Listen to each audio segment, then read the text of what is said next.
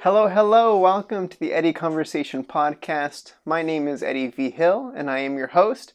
I normally introduce myself as a director, but in this case, I'll introduce myself as I'm a script supervisor living in Los Angeles, California. You're a director working as a script supervisor. I do both.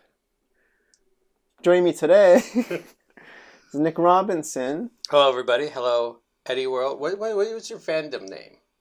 No such. We're not there yet. You have the initial the Vigilites. No. No, like V fans. We're very fans. Like I'm spitballing here. I didn't workshop the spit. Yeah. No, you gotta, I'll think about it. Yeah. I don't have that scares me a little bit, so I haven't thought about that, but it's a good thing to.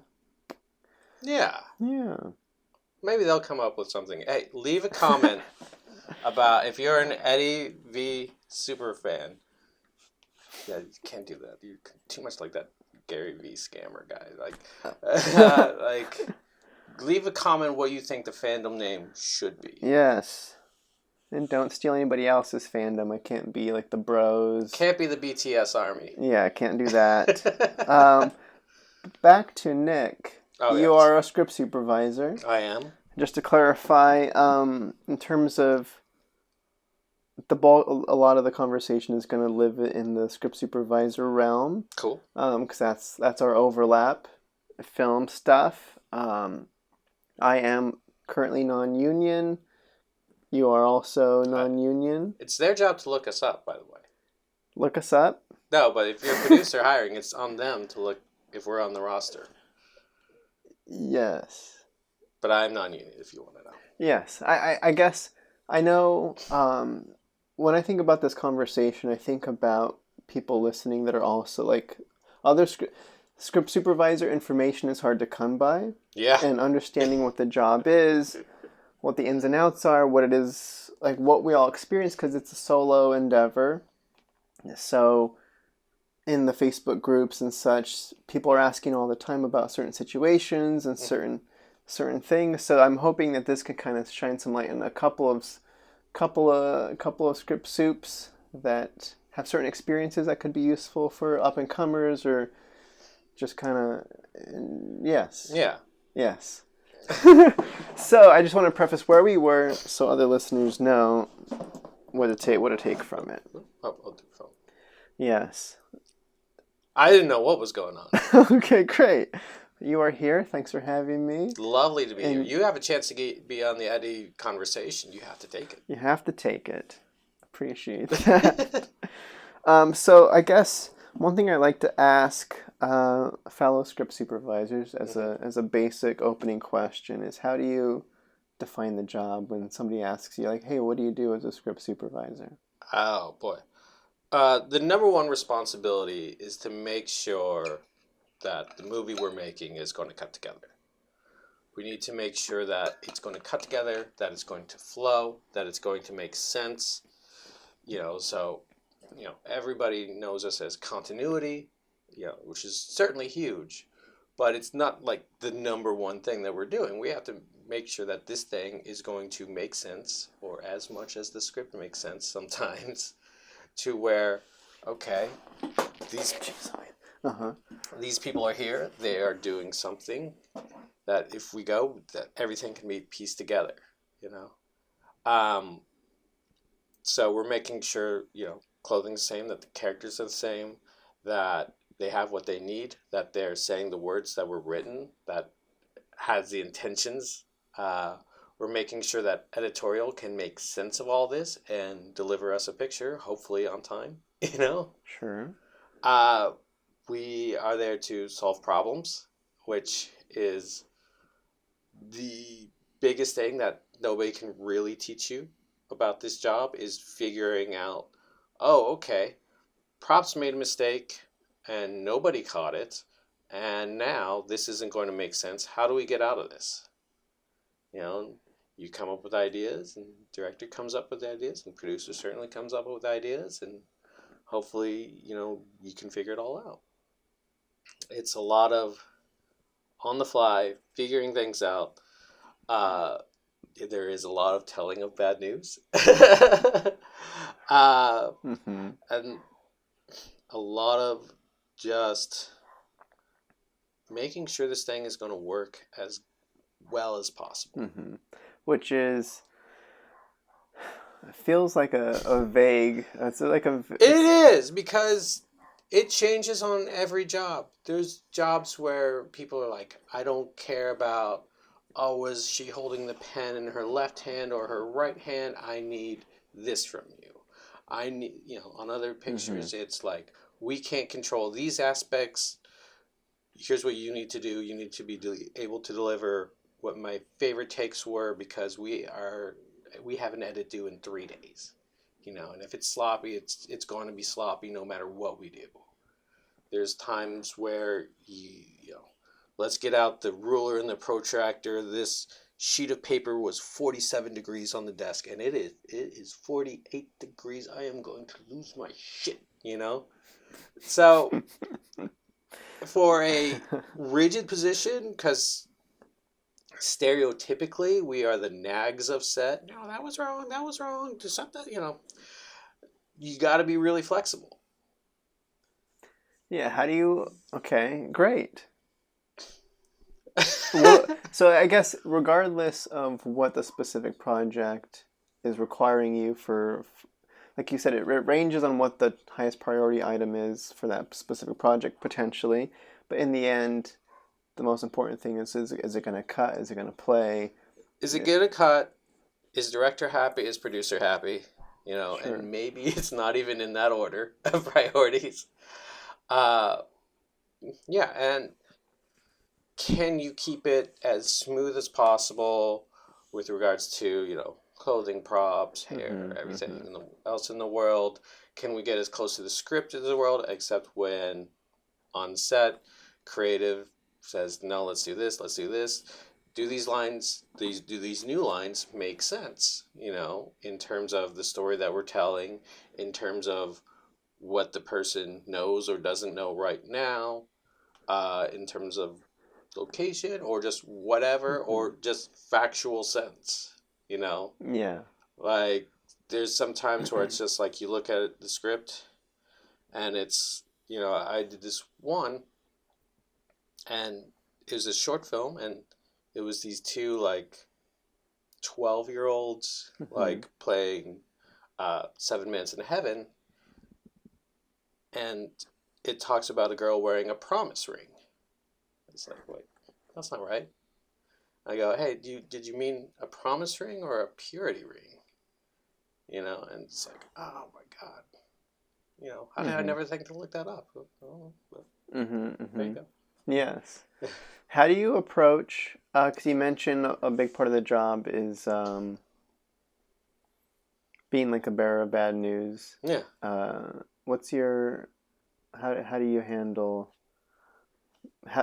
So when you start out, it's not easy. It is not easy at all. And you quickly find how many other people's fuck-ups, like, you are going to bear the brunt of. And you just have to do it. Yeah, because you have to divorce your ego from it, because it's not necessarily your mistake. And you can get upset that you missed it, but you're a human being. You are going to miss stuff, and you're there as a safety net. I can't run to props every time and tell him, okay, he needs these rings and his wallet is this, and I can double check, but like, I cannot run and go check in with every department for every time. I'll look and try to fix whatever I can, but like, if they are run to set with the wrong hair or whatever, that's, I'm going to flag it, but it's not something I did. Right. But it's just have to be direct and say, hey, wait a minute. This is going to work. This isn't going to work. What do you want to do? Yes. Okay. If it's a small thing, like, hey, like, this person was running with a hammer in their hand, in their left hand, and now they have it in their right, but, there's all sorts of distance we didn't see that they could have switched, could have gone through a door, all this. Does this bother you? That is my main approach for things like that, is I phrase it as a question, because a director is going to be asked 1,000 questions a day minimum. Only 1,000 is a good day on that end, and so it just becomes another decision of them. And then they can take in aesthetics, time, all that, and say, okay, I like that, I don't like that.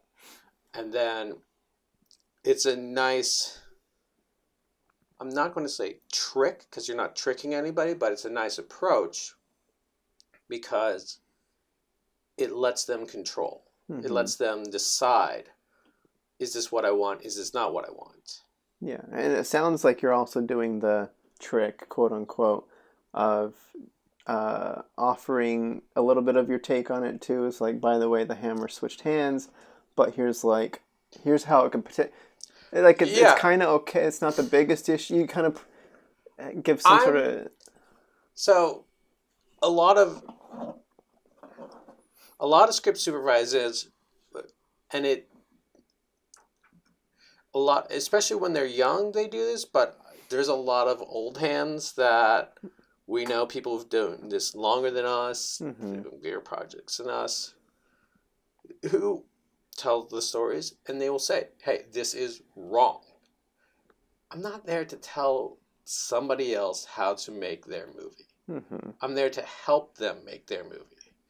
If they want, I always tell them in an interview, if, you have this character walk through a door, and then when we're shooting the other side of it, it's a different actor in the same clothes, but that's what you want, I'm good with it, Sure. I want whatever they want.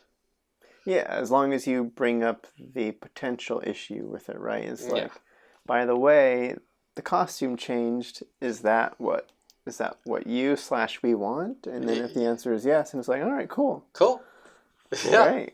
Yeah. There's no. Yeah. I mean, it's all art, right? In the end, there's no really necessarily right or wrong. Jumping 180 roll, eye line's not matching. Like, who knows what potential things you could. I mean, there's. Yeah, I don't know. There's a lot of things. Yeah, and especially if you're doing stuff for younger people, the eye lines, the 180. When you say for younger people, you're talking about like creators? Zoomers. For younger audience. Oh, gotcha. Yeah. The younger audience does not care as much. They think they don't care as much. Maybe. Fair, but I think a lot of TikTok and YouTube. No, for sure. Has I guess the word would be weakened film grammar, but I don't know that it's necessarily a bad thing as such. But yeah, it's a philosophical question. For sure. And I guess to preface for people as well that aren't watching the episode, we are currently in a nice... Oh, we're currently in my basement. And there's pipes, and so that's the you may hear some noise, but no worries. I guess I want to come back to, before we jump further into some script supervising specificity questions. How long have you been? Let's wait for this. No, we're gonna talk over. Okay. It's fine. How long have you been pursuing the script supervisor path, and how did you fall into it? So as I'll put it. Yeah, let me start with your second first, and then I'll get into it. So, a number of years ago, I was working at a production company. I was, assistant to the producers, and I was reading scripts and researching and, editing sizzle reels and stuff like that. Just, it was a super small company, 4 people, 2 producers, 2 assistants, and, so it wasn't like the traditional like assistant, like go get me coffee, go on this run, and I certainly did stuff to help out like in that way, but like it was more reading scripts and trying to contribute what I could and whatever else. And so we had a project that we built up. Finally go. We had a script, and there was not a lot, extremely not a lot of money involved, but like we had a location, we had actors attached, directors, we figured it out. And so they're like, hey, we're not going to need somebody reading scripts and doing whatever else while we make this movie. Mm-hmm. But, you've been involved the whole way. Like, come down. Can you be our script supervisor? You've edited for us. You've directed stuff before. Like, we think that this would be a good spot to where you know what both brains need. And, figure out and, it'll help you. And you can, see what the director thinks and all that sort of stuff. I'm like, great. Did you know what a script supervisor was prior to that moment? I knew what it was. I knew vaguely what it does, and, the other big thing was they didn't know any script supervisors in Texas, and they didn't want to fly one down and everything else like that. And so it's like, okay, cool. And so, like, I had, like, a phone conversation with one, and I got sent these, like, forms that, like, like I'd have to print out and did by hand. Mm-hmm. And it was just, like, so small, and my handwriting is generally pretty bad already, and you get it small, it's even worse. And it's like, okay, like, what does all this mean? Like, I didn't know. And so, like you were saying earlier, like, I tried to do my research online, and there wasn't a lot of it. And so it's like, okay, let's just figure it out, And it was on our first setup that, like, a guy's over at behind a car, and it's like, oh, was his hand like this or like this? Oh. I don't know. I think it was like this. And the director is gracious. He goes, okay, yeah, I think that too. And I like, he could see that I felt really bad about it. He's like, don't worry. There's infinite things to look for. Mm-hmm. And that is something I've carried with me on this whole way. It's like, we are expected to almost be omniscient about everything that has happened.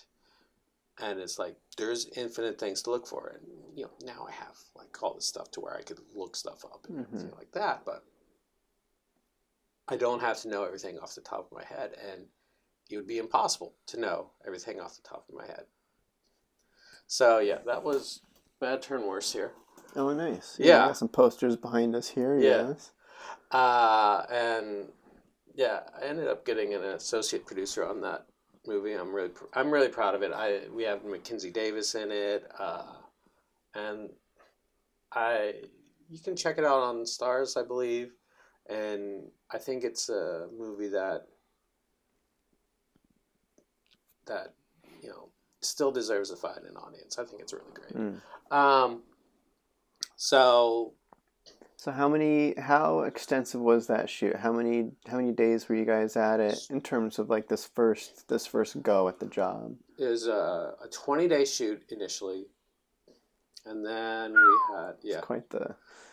I was thrown in the deep end, and we did not always have, like, context that would work, and I would we were shooting in real houses, and so we'd have a monitor, and I'd be in the next room, and I couldn't hear it, and I was like, okay, and so I'd squeeze in, or I could, with a, like, binder, and, like, try to figure out everything, and catch what I could, and, figure it out, and it was quite a learning experience, where it's like, okay, this is a way bigger job than I ever expected, and yeah, it was a big task. And so from there, like, it's like, okay, that's interesting. And then some stuff fell into place where I did like some commercials and stuff like that. It's like, okay, let's see if this can work out, you know? I then did take a break from it because I got a job at a tech startup, Okay. Pluto TV. All right. I was like employee number 8 there, something crazy like that, and it's like, all right, let's see how this goes. And then that ended, and then I went back into script supervising. Like, okay, like let's see if I can get some work, you know. Yeah. And so that was like 6 years ago that I started it up again for the second time. So how feels like a dumb question, but how do you like the job? Like, does it feel like this is the place you want to be, and this feels like? I feel like it's a good job for me because it's like it's as close to like really being involved in everything, of like making sure that this is going to be the best picture possible, that it's going to edit together, that audiences will be able to understand and stuff like that. Like I feel like it's a good position for me on set, like better than a lot of others. There's a few Sure. others So like your personality is a good fit for the job. Yeah, and it's I'm good at observing and making sure and just seeing what would be wrong, what wouldn't make sense in this moment, trying to carry that through. And I like helping a director out, Great. Yeah. So, what was your experience in film prior to jumping in? Like you mentioned, the assisting the producers, but did you like? Yeah. I've been all over. I went to UT Film School, and was in that Austin scene for a while, and I was like, shooting short films and just making stuff ragtag, going around. I edited a feature down there. I did a lot. You said you edited a feature? Yeah. I edited a feature called Stoner. I think we played at Austin Film Festival or something. I don't remember. That was a long time ago. Okay, so you've edited. Yeah. Yeah. I guess to specify when you said you've shot, like. Oh, so I was directing shorts, and I've produced, I've written, I've directed, I've colored, I've done the bulk of jobs, like writing. Yeah, oh yeah, and I still write. I'm still trying to do my own projects, like everybody else in the world. Sure. I boom opped and stuff like that, and like I found like, okay, these jobs are, not for me. These jobs are okay. All that. I came out to LA, and my first job here was, I got connected with record producer Kim Fowley, who put the Runaways together. Who's this weird like Frankenstein looking guy, and I would follow him around with a camera, and he was like making these like home movies, he called them, where I would set up a camera and he would have like people like tell a camera weird stuff, or like they would like lick a knife, or give their philosophy on murder, like all this weird stuff, and cut it together and in these films that didn't make a lot of sense. And I would try to make some sense of it, and then he would like tell me all these stories about like, no, this is how this is working. This movie's about these girls, they come together and they form a band for one day only, and they go this, and then they break up at the end. I'm like, well, that's a pretty good story. It is not in this footage whatsoever, because like here's like it's not some what we people. Shot. Yeah. Here's some unrelated people on a carousel. Like, okay, but So I did that for a while, and then into the production company, Pluto, and then back into freelance film work. All right. Yeah, it's been all over the map, you know. No, it's great. I guess like one thing when I think about you, because I know we've met a couple of times, in the pre-COVID era. Yeah. Doing the Los Angeles Script Supervisor Network monthly meetups. Yeah. So I know it. Yeah. It's still wild to me that we're all on set, but we still do that via Zoom. Yeah. Well, I mean, it's a different experience. I don't. I don't like the Zoom. No, the Zoom is not cool. It's not fun. It's not. I mean, no, I don't think anybody really prefers it over the in-person. But I also know there's still plenty of hesitancy, especially. Script supervisors are a special breed. Yes. I'll leave it at that. It's nice. I love it. I was gonna ask about. I guess let me jump to. When you think about all the tasks that a script supervisor does, how do you rank the importance, quote unquote, of each task? Let's say when you when you're there, because there's multiple avenues. There's there's stuff that's utilized in post. There's you on the day. There's different people are looking at different documents that you send. Yeah. So when you're putting together, let's say like your daily progress reports and your notes to the editors, and you're including certain stuff in your notes in general, what's your forefront of the most important things and the stuff that you kind of let slide because you're like, well, like this isn't really super as far as where your energy goes, kind of thing. Potentially, I don't know. But, it depends on every job, you know, because if you're on a commercial, like the timing, the 30 seconds, like is super important, you know. If you're shooting on something that's let's keep it in the narrative film space versus because I know commercials are a whole different thing. So right. So like I was saying earlier, it depends on what director and producer want. I mean, okay. So making sure the person that hires you is happy is always number one. Sure, I guess generally, how much. Okay, continue. I was gonna ask, what do producers and directors commonly want, and what are things that they often don't ask for? I guess like that could be more of maybe a way to phrase it. So there is one. Let me put it this way. It depends. You know, it varies job by job. I know one producer who his big thing is haircuts, if the hair is right, and license plates on cars. If they are reusing the fake license plates on a car, he'll express his concerns. And I don't know what in his life made it to where he's reading and looking at license plates all the time, but okay, this is one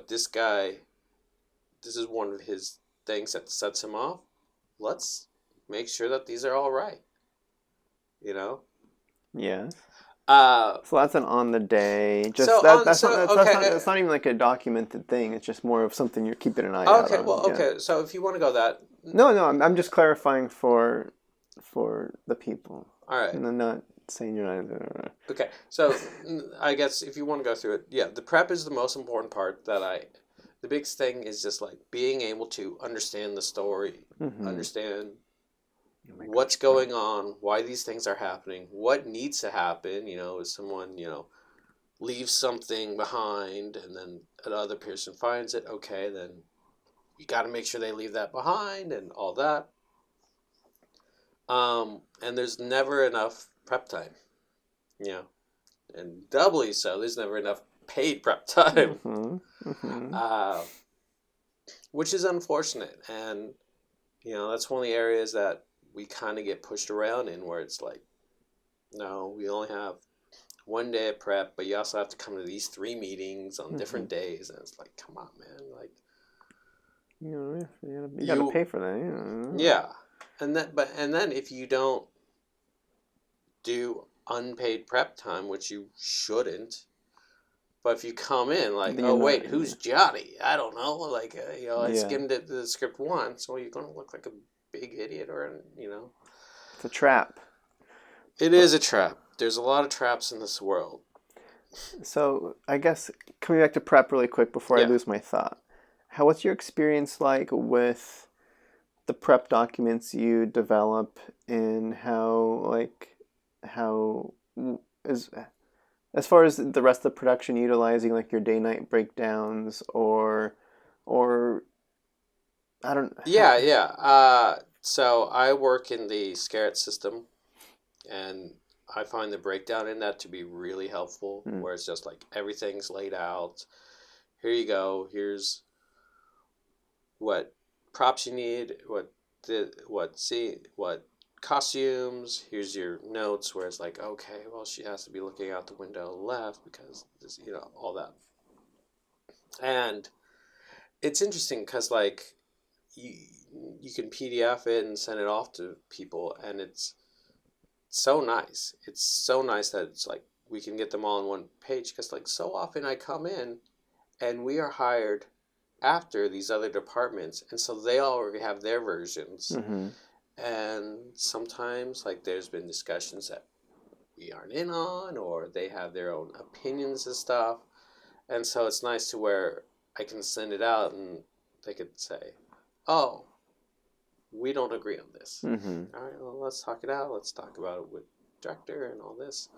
Um, yeah, but I found like I generally do not get the access to these departments Mm-hmm. that I need ahead of time.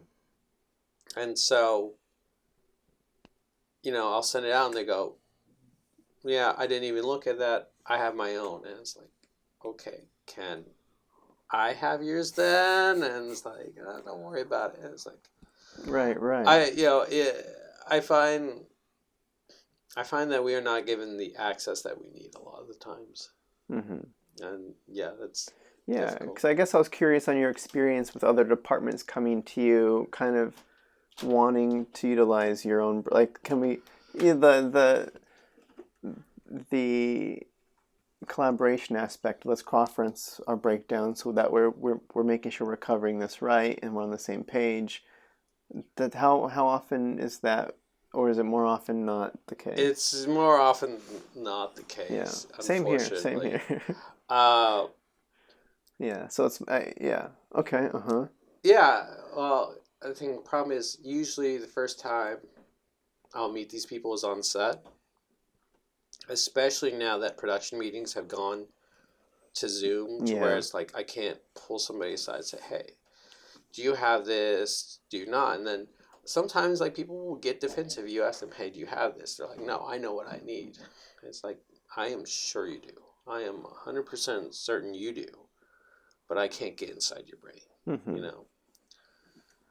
And,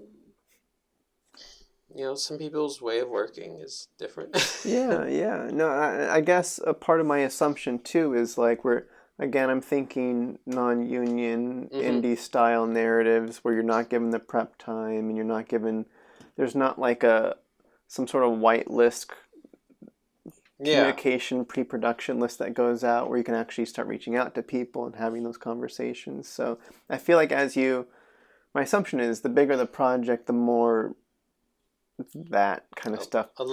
Allegedly.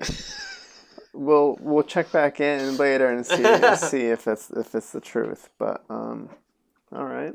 Yeah. And I did want to. I guess the reason I brought up the IATSE in-person meetups was because other than our interactions there, which have been fairly brief, most of when I see you is online on Facebook and stuff. I'm very online.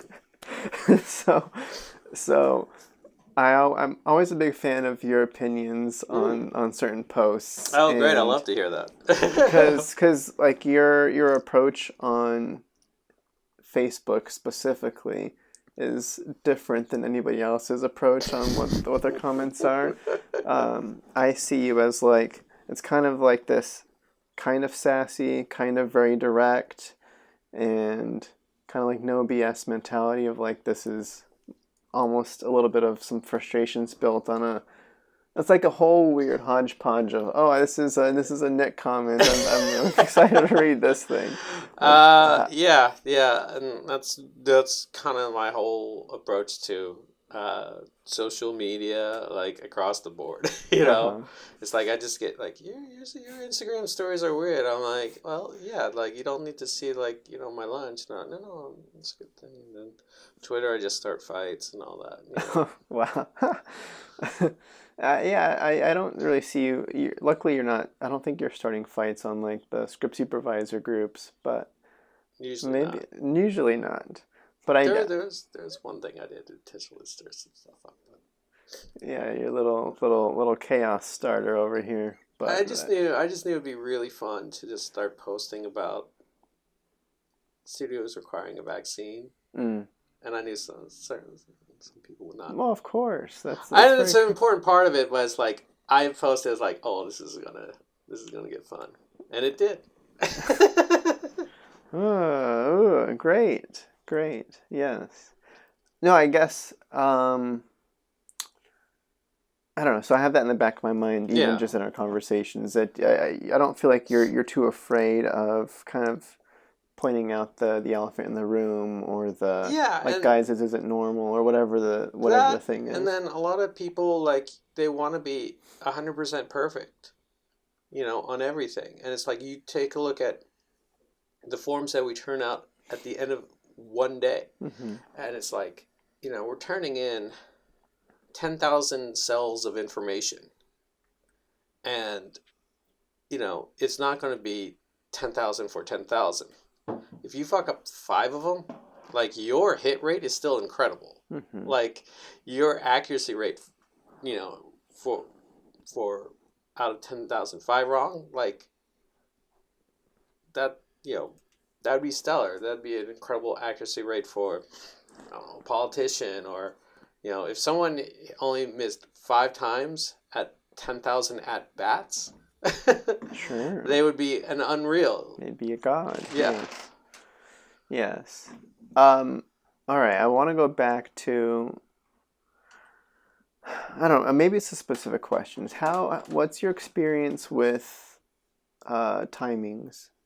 There is the Script Supervisor task on occasion, maybe in pre-production and then throughout production as well, to keep track, either pre-time and kind of get an estimation on how long the narrative will come out in the edit, just based on the script. And then there's the day-to-day of scene by scene, keeping track of what you actually shot and the estimation of how long the actual project is versus the pre-time or the estimated thing. Well, yes. You try your best. It's never going to be any sort of That's the answer for. Just kidding. Like, I mean, like, how often do you get asked for one, and how often do people care about the timing? And again, speaking narratively. Right, and so I've gotten maybe 3 paid pre-timings, and if I'm not getting paid, then you get the mechanical time. It's so much extra work. It is, on a feature, it's long. On a series, like, come on. And especially like on an indie feature, they don't care. Like, you said they don't care. They don't care. No, they just want it to. They just want to shoot. They're hoping it gets done at all. Yeah. Well, I just worked on a feature called Private Property, and I ended up getting to be good friends with the director, and like I just recently saw him in New York, and he's like, "Great news. The cut is 97 minutes long." I'm like, "That is fucking great." It's like the mechanical timing was like 108 minutes, and something like that. Sure. Yeah. And it's like, I had all these like matching scenes that we'd have to shoot over again and stuff like that. He's like, this is it. This movie does not need to be any longer. And it's like, cool. Yeah, timing. I've gotten asked to do weird stuff with timing. Like, Mm. I had one where it was this project, and they're like, at what point in... They had a scene where a guy has a bit of conversation with some people, and then he goes to a band in the background, and he joins them, and they go, okay, do a timing. Okay, cool. Oh, in your timing, can you just note at what point in this scene will he go up and join them so that we can record a piece of music and have this other horn join in? And it's like, are you insane? I don't know the actor's speaking voice, the pace at which they talk.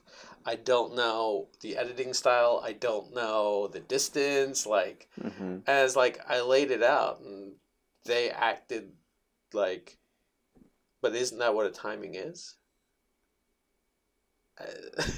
And then you had to follow up with some educational answer. It was basically like, look, if you can deliver me these things, I can give you a rough estimate. But even then, like to like a 16th note of when it would be. Sure. When does this horn come in the? Yeah.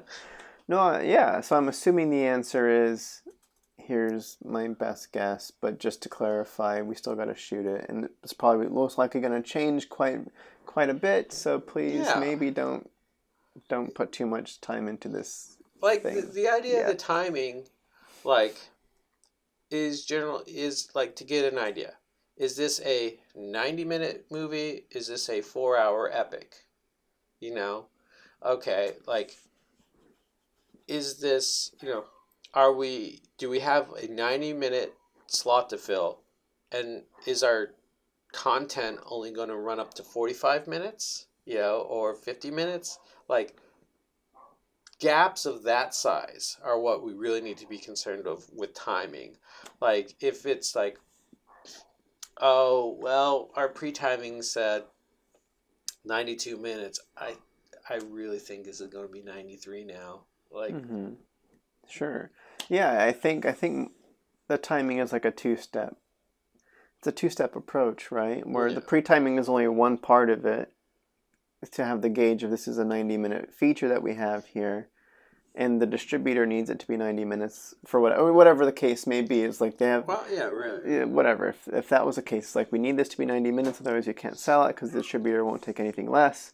Or maybe it's like a festival thing too. Is like the festival needs this to be at least this length, or under this length. So then on the day after you have the pre-timing, as we're shooting, we're going way over on our timings. These scenes are running really slow, and this is going to be way too long, and it's not going to make the festival cut. Well, yeah, and look, I don't know. It's always weird. And those concerns are those concerns. It's keeping the producer happy, right? But I've seen a 6-hour film programmed at a film festival. I've watched a 4-hour movie at a film festival. Love exposure, incredible. Like, if your movie is long and interesting, that's better than a short and boring. Sure, interesting is always good. Yeah. So, okay, love it. Next bit. I know script supervising and script supervisors. Poorly worded question already. Believe in yourself. Your setup, like on the day, what do you take with you? I know it's always like okay. There's a two-parter. There's the debate between which program is used. Yeah.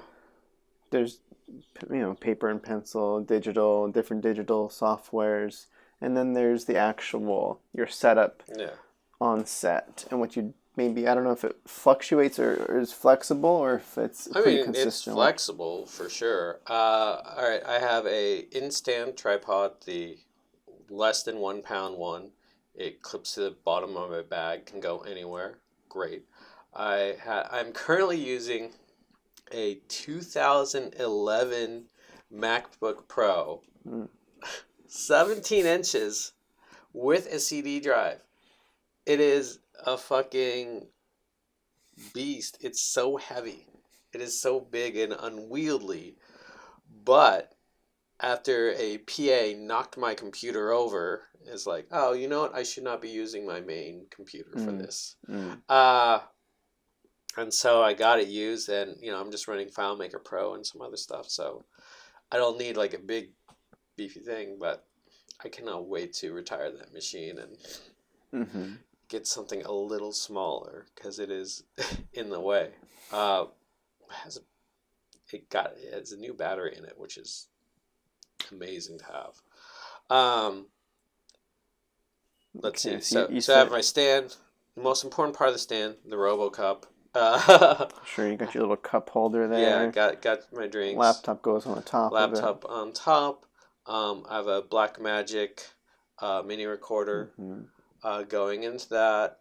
I have a clip like an art clip that I got and put some window siding on that I can clip to the top of my laptop and hold my sides. Okay. Yeah, it's $6 and it's like great. Just some plastic pieces. Yeah. And then I have a gooseneck light that I can put some light on that, and so I can follow on physical sides and do everything else. Sure. And I guess just to clarify really quick, the Blackmagic device that you refer to, for people that aren't familiar, does... So it takes the signal from the monitor and puts it into your computer.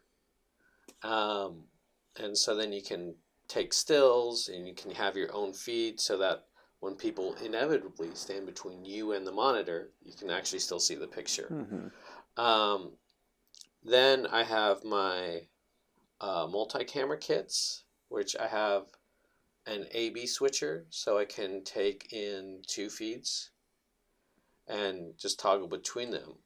And then I just got a new toy, which is a 4-way switcher. And so... Okay, go on. And that one is really cool. I got it just recently.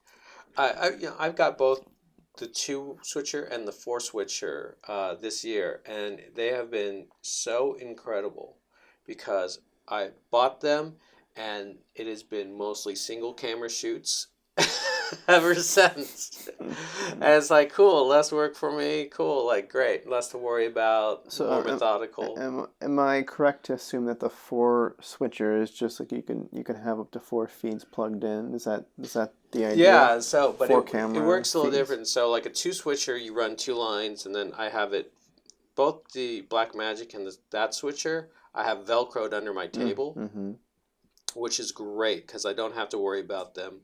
Like for years, like I didn't want to get the stand because it's like $100, and I wasn't doing high ticket shows, and so you don't want to spend the money, and so I would just like have like the Blackmagic like right there, like while I'm sitting down, and it's not a good way to go. It gets pretty cluttered pretty quick. Well, then you pull it out. You're pulling it out to save battery, and then you're sticking it in, and it wears out the port. And like I had to physically repair that one a few times, and then it finally died. And it's like, but once you have it on the table, you're not touching it. It's great. The 4 switcher is remote control. It's the most ridiculous thing. It's for like live stream setups. But like you set it up at the monitor, and then I can just click over. It's great. But yeah, I've been on single camera shoots ever since. So you haven't had the chance to quite enjoy I haven't had a situation where I've needed it. Yeah. I'm sure, it'll happen, but like... Yeah, it's there. It's there. Cool. Okay, so... All right, I'm still trying to... All right, so you work off the laptop, you got the physical sides there, you got the stand, you're getting the feed, and how... Okay. Yeah, I'm running the Scarrett system. Yep. How did you... Okay, yes? I really like it. It's just pretty straightforward and is adaptable to whatever you need it to be. And... it's just a project done by an AE who gets our forms, and he was doing Lord of the Rings and had 12 different units, Mm-hmm. getting all these different forms. It's like, hey, let's figure this out. Let's make there a better way. Mm-hmm. And so he made it easier on himself, and I think easier on us. Great. When did you? Did you experiment with any others prior to that, or was that like you kind of knew about it, and once you made the jump to digital, you kind of? I looked into it, like the scripty stuff, like I don't know, is like expensive, and then like most people run it off of an iPad, and I gotta be honest, like an iPad is like mostly useless to me. Uh-huh. I've found very few like actual good uses for it. Um, on like it's great for like somebody who wants like another monitor, like if they're running like QTake on it or something like that. But to actually work on it and like type on it, even with the keyboard attachment, it's like no, like. And if you're gonna have that, and just bring a damn computer. For sure, for sure. Because there's also this like, no matter what you're doing, if you are on a laptop, it looks like you're working. If you are on your phone or tablet, it looks like you're goofing off. Like you can be doing the most important work of your life, but if you're doing it on your phone, it looks like you're on Instagram or something. It looks like you're playing Fruit Ninja or something. It just doesn't look like you're professional. Sure.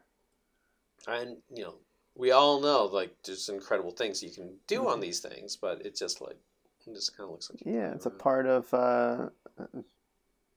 the mystique of the Script Supervisor of like, what are they up to over there? They look really busy. Yeah. And you're just playing Fruit Ninja on your laptop instead.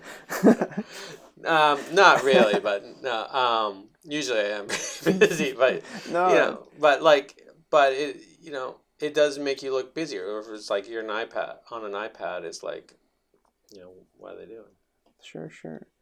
Yeah, no, I'm kind of just, I'm laughing, well, because I work off an iPad, off Scripty on my iPad. So I know from my perspective that I'm like, there are ways to look busy.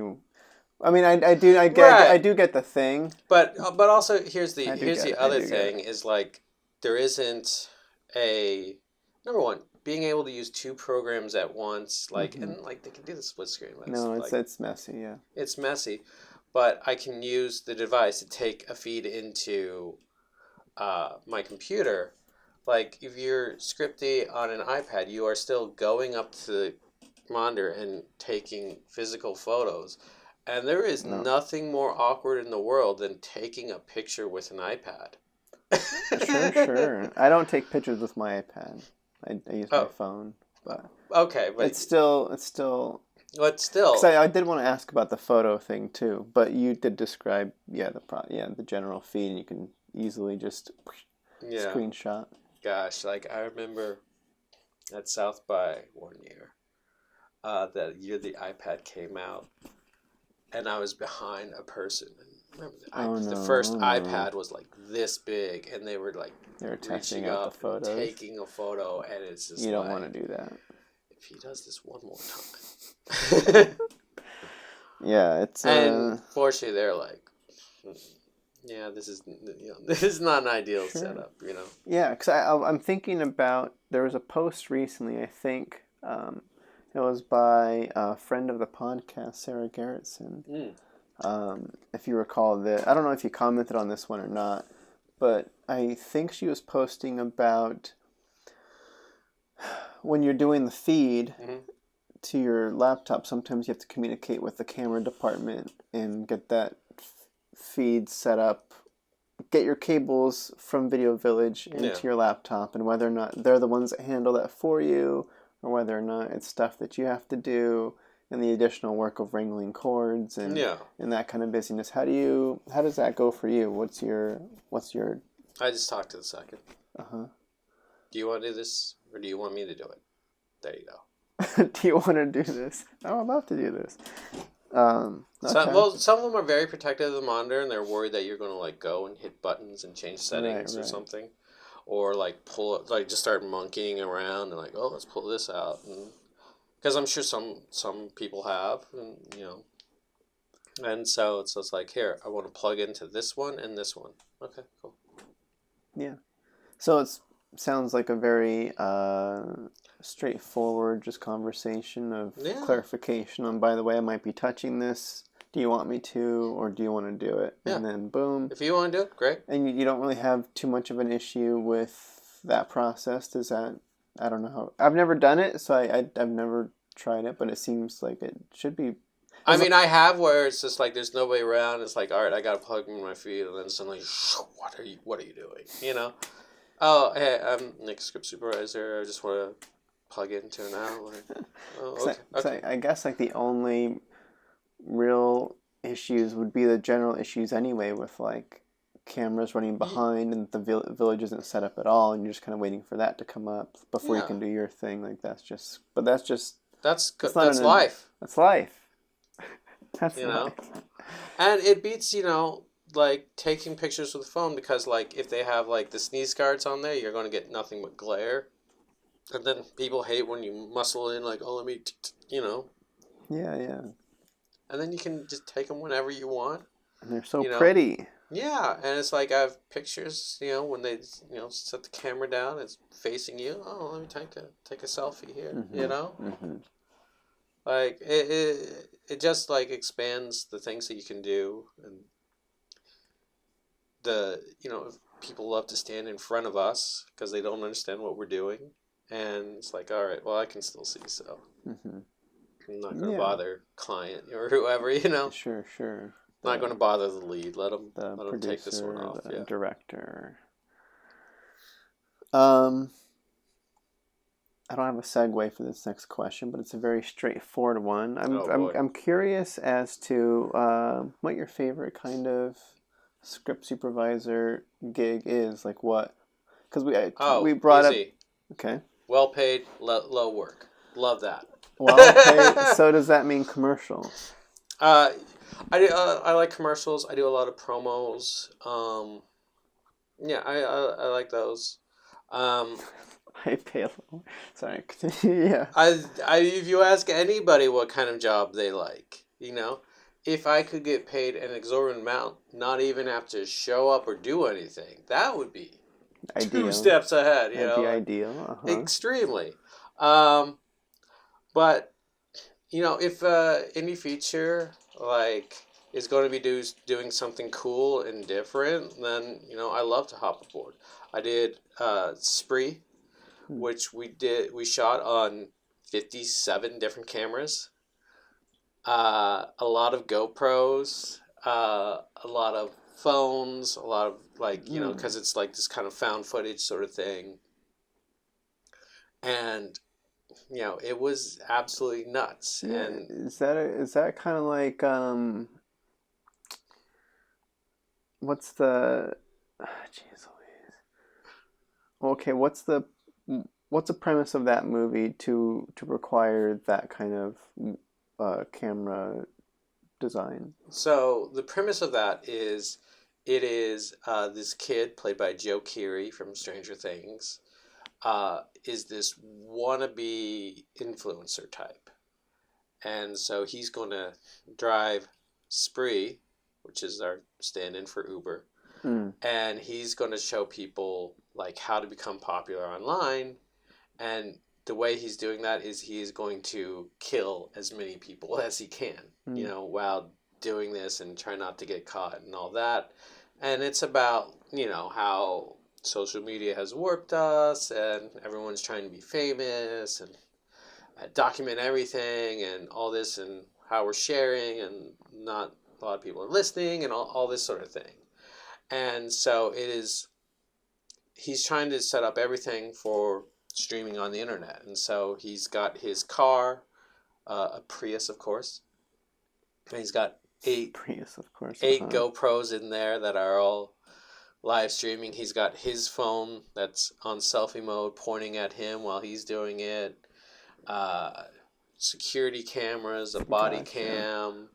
phones of people that he encounters, all that. And so it's very, organic to its world. It was technologically, it was a pain. Mm-hmm. GoPro is not a motion picture camera. Right. They overheat if you leave them out in the sun. We had to be, he's driving a car around, so we are in a pass van that's getting signal, but not always a lot of signal. Mm-hmm. We were doing these hairpin turns in the Silver Lake Hills at 40 miles per hour, and like we had to stop just so that everyone didn't throw up. But it's a movie that's unlike anything else out there. Mm-hmm. It's really fantastic. Eugene got exactly what he wanted. Eugene is the only person in the world who could have made that movie, and I'm really proud of it. And it's been great. Yeah, it seems very involved for sure. And I guess the movie that was coming to mind when you were explaining all the cameras was, I had to look it up. It's Searching. With John Cho. Yeah. Where that takes place specifically on like a laptop screen, and they had to shoot all the different stuff. Yeah. It is kind of in that vein where there will be comments coming up at the bottom of the screen, and very representative of our high tech digital world. Air quotes. Yeah. High tech. Okay, I mean that's because that doesn't sound like. It was it was high effort, and the pay was doable. It was just doable, yeah. But it was a cool project, and it's doing something different. Yeah. It was a challenge for sure. But I'm really proud of that movie. The work that we did on that movie. Mm-hmm. I'm really proud of a lot of the ones we did. I did right before that a movie called Fugitive Dreams. We shot in 4:3 black and white. Mm-hmm. And it's this kind of lyrical, poetic sort of movie about people not connecting and all this sort of stuff. Sounds like Lighthouse. It's a little less aggressive than Lighthouse, but that's most movies. 4:3 black and white, right? Right. Yeah. But it was really different, and the director, Jason Newlander, he was trying to do something different. It's okay, I've never done anything like this. Let's do it. There's a lot of cool and interesting projects out there, and I want to do that kind of stuff. Yeah. Sure. That sounds about right to me. How do you? What's your take? I don't know. How do you feel about commercial stuff? Commercials are great. Yeah. I'm trying to figure out a way to like them. I don't enjoy the commercial script supervising process. I don't, because my joy is being involved in the process. And the commercial. You're more of a bystander. Yeah, you're just there, and it feels like the no work scenario where I'm just I'm doing the bare minimum of what this job actually entails, but I'm getting paid very well to be here and do nothing. And it feels to me that's kind of what it feels like in comparison to the amount of work one would put in on the project you just talked about. Right. Well, it's still a lot of work. It's still everything's warded out, but still, stuff has to match from this to this, and the timing is super important, and making sure it's not dolly tracking the frame, all that. It's still a lot of work. You just have to understand it is a step back, and a commercial, you got to make, is the client's happy, then we're all happy. Exactly.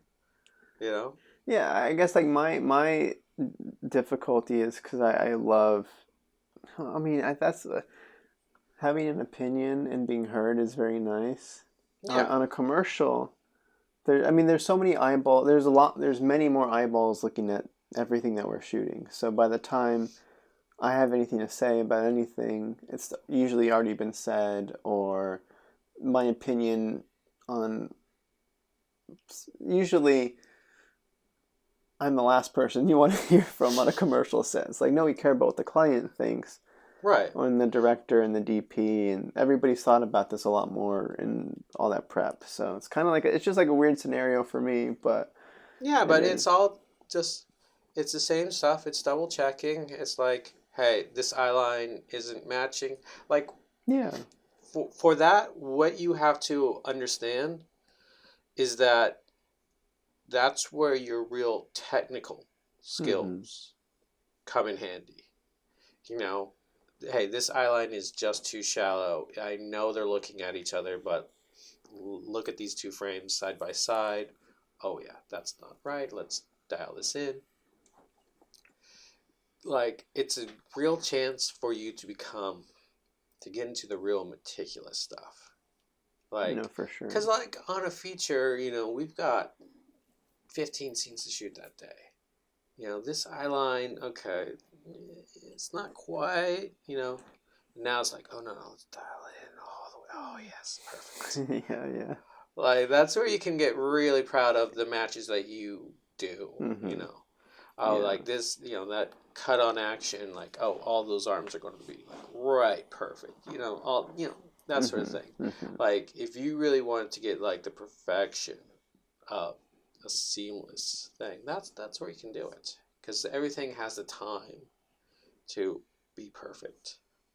Usually, some are Sure. some are run and gun, Yeah. but no, so like, you don't need to be bored. You can be like, oh, we're going to do something really different. Yeah, again, it's kind of like what you said earlier. It's every project has a different focus, and this is just more of, I'm here to focus on these very specific, minute things versus we got to get this thing shot, and we got to make sure we have the thing covered in general, like whatever the thing is. Yeah. Okay.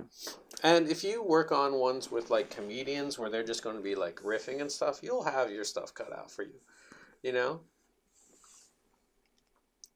Yes. Next question. All right. Let's talk about interviewing for a job. Oh, okay. So I thought we were about to get real meta. Let's talk about interviews. You're doing great so far. Let's get some feedback on the podcast while we're in the middle of the podcast. Comment below. So interviewing for like gigs, when you get hit up in general, and you're having a chance to speak with, let's say, the producer or the director, and have that in this, okay, again, this day and age, the face-to-face, air quotes, yeah, or the phone call. What's your tactic, or what do you kind of put forward on yourself? I put forward that,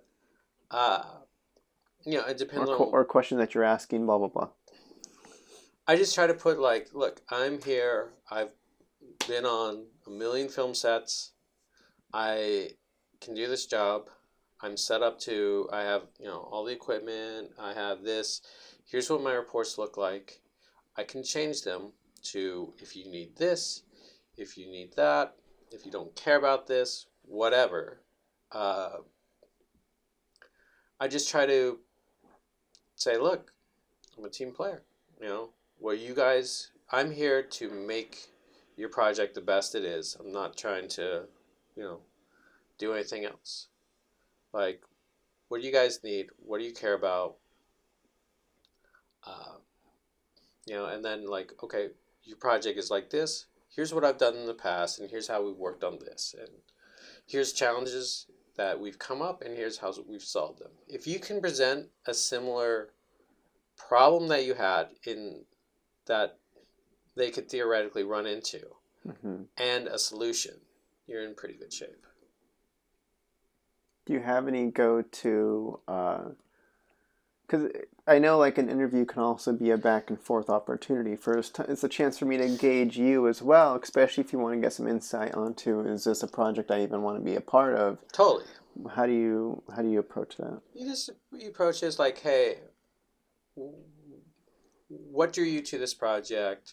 What are you trying to do with it? You know, what? Just ask about ideals, and then like, okay, like on the technical side, like, how many cameras are we doing? Like, what kind of pace are we doing? Okay, cool. Just and then just feeling them out. Like, humans have that sixth sense where it's like, wait, there is something here where I don't trust this person at all. Like, maybe this isn't going to work so out. like gauging that authenticity on the responses. I mean, it's the two-way street for sure. Yeah. And and generally if it's a phone call and it's like, are they taking time to answer my questions, or are they just trying to get me off the phone? And they're busy people. I can't. They're not like, well, we got to interview the script supervisor. Hold everything. Like 4-hour chunk. Let's really get into the nitty gritty about this. Like, it's a long one is 10-15 minutes. Sure. Yeah. And it's like, here you go. Here's the things I've done in this field. Here's what to look for. I can do this. Here's my setup. What's your setup? And then how do you approach the negotiating aspect of that section of the call? Let's say if it's with producer, like what are your? It's tough. It's just like, I just illustrate what the work entails, the time that will be needed, the equipment that I'll need. If it's a multi-camera setup, I have to bring another bag, all this sort of stuff. And then just try to figure out, is this in line with what other department heads are getting, that sort of thing. It's never easy. I like that last question. I've never asked that before. Is that in line with what other department heads are getting? That's what we're supposed to get. It's not always the case, For sure. Yes, because I know there's the classic questions. Because I know like negotiating is always a topic of conversation in groups and just like clarification. Okay, everybody, where are we at? What are we trying to put? So as a collective, let's just stick with Los Angeles, trying to make sure we're all in line with. All right, we're making sure we're pushing. We're all asking these tougher questions, and we're all that kind of stuff. So I know like the number of cameras, the prep days, wrap days. I don't know. I feel like I have a list somewhere when I'm on a call. I'm like, all right, give me a second. I had a checklist that somebody put online, and I don't know where that went. Okay. But there's a lot to ask. A lot of questions, and it feels like you can start getting a little. That I guess it's more of a classic human thing. Is like I feel like I'm becoming a little bit not like needy, but the quote unquote, like I don't want to come across as like a difficult to work with type. Right. That whole thing. Well, I mean, there's one thing where it's like if you're just peppering them with questions. Hey, do you have this? Do you have this? Do you have this? Do you have this? That's all about how you approach it. It's like, hey, look, let me just figure this out to make sure this is going to work. Do we have this? Okay, cool. That's great. Love that. Do you have this? Okay, that is, I can work with that. It's not ideal, but okay, we can make this work. Just approach it as, your in any field, your people skills are going to be what drives it. You can be bad at your job, but if everybody likes you, you're going to keep getting work. Like, we have encountered people who are bad at their jobs, who are doing fabulous, they're doing great. And it's like, okay. And then it's like, oh, they're so much fun to have on set. Okay. They're great to have. Okay. All right. I'm trying to imagine. Okay. I'll stick with this little basic question All right. on let's say somebody wants to get started in script supervising. Mm-hmm. They don't have your previous experience with the filmmaking background and exploring sets and having at least some experience in general in the film space. Do you have any advice for where people, have you had the chance to talk to people that are getting started and given, I mean, how do you become a script supervisor? What's the best, I don't know, yeah. So I mean, tips and tricks? I don't know. it's tough for me because I fell into it. You know. You got it. You're talking about the handing to you for that one Texas 20 day? Wow, handing to wow. Okay. I'm just- Um, it wasn't something that I pursued in school. It wasn't something that I was explicitly setting out to do, but it's like something that's like, okay, this is a job. Okay, it's working out. All right, let's see where this goes, Somebody, I don't know. It is so weird to me when I find people who are like, oh no, this is a job I've wanted since I was 5. I'm like, okay. Yeah. Because most people on a film set, they have their ambitions were somewhere else, and then, okay, if I can do, art, I can be a backdrop painter, I can do whatever. In the meantime, I'm going to try for these other things. I guess someone starting out like PA. So just get on set in general. Get on set in general and understand what just being on set demands. Because like even, today, right now, we have all the chatter around what our work entails.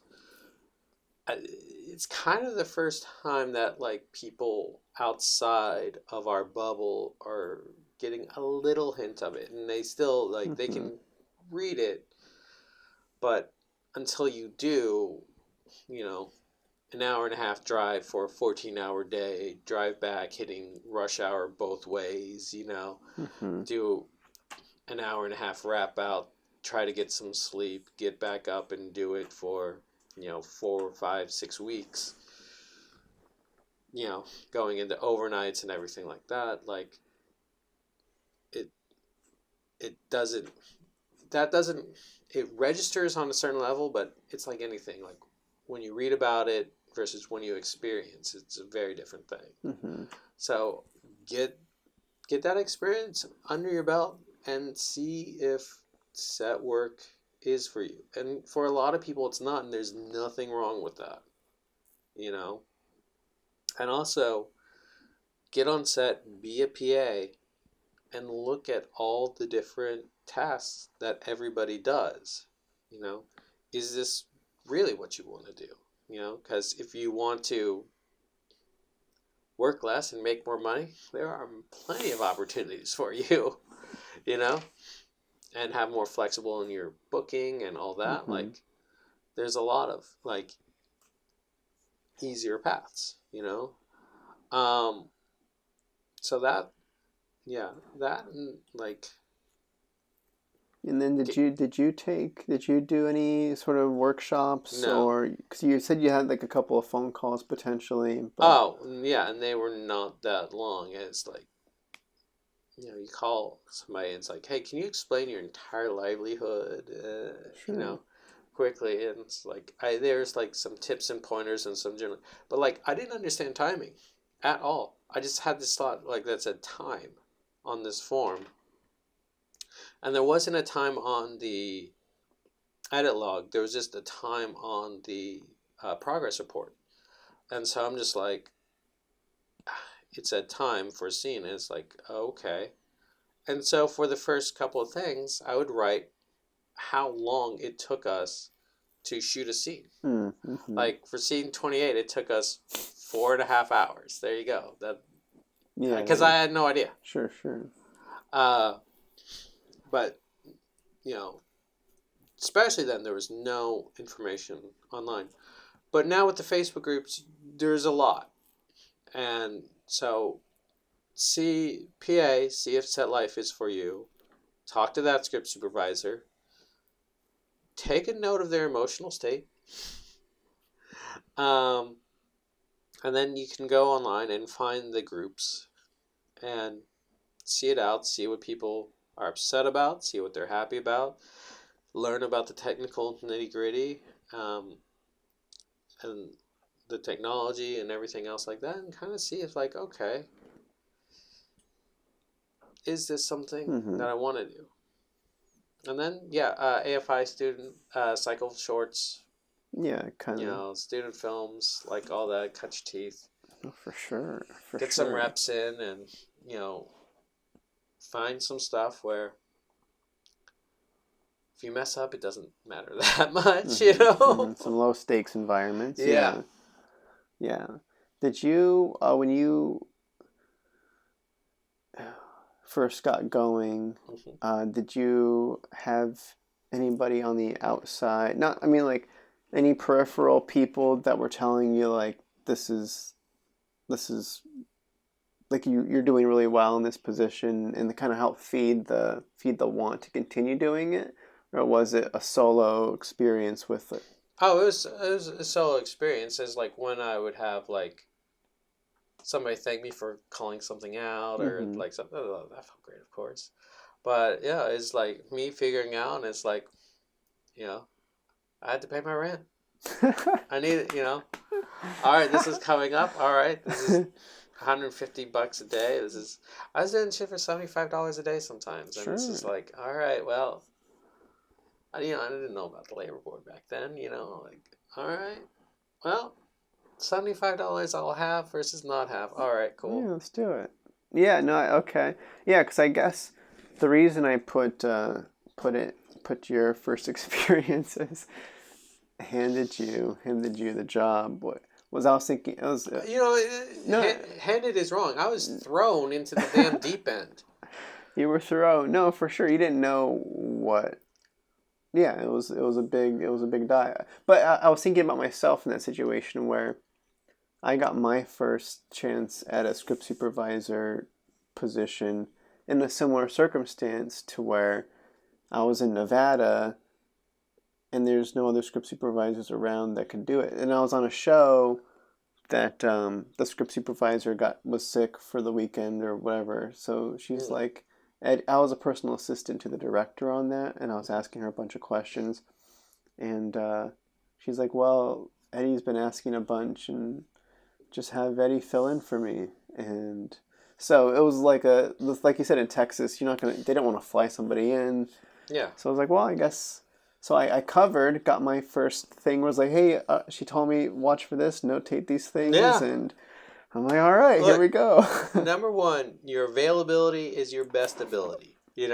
Like sometimes, like especially in those situations in emergency, it's like we need a warm body. And that yes, yes, that's a good start. A warm body, and ideally they could. If anyone is looking for a set path in the entertainment business, it's not going to happen, For sure. It feels very similar, not that script supervising is directing, but it feels very similar to, like, how to get into a director chair. It's like you can come from anywhere, anytime, from any avenue, there's so many ways in, where script supervisor is so inclined, so imperative to all the aspects, where you can kind of jump in as long as you can be. I guess it feels more personality to me, where you have to be the type of person that can, like, just sit and watch and listen.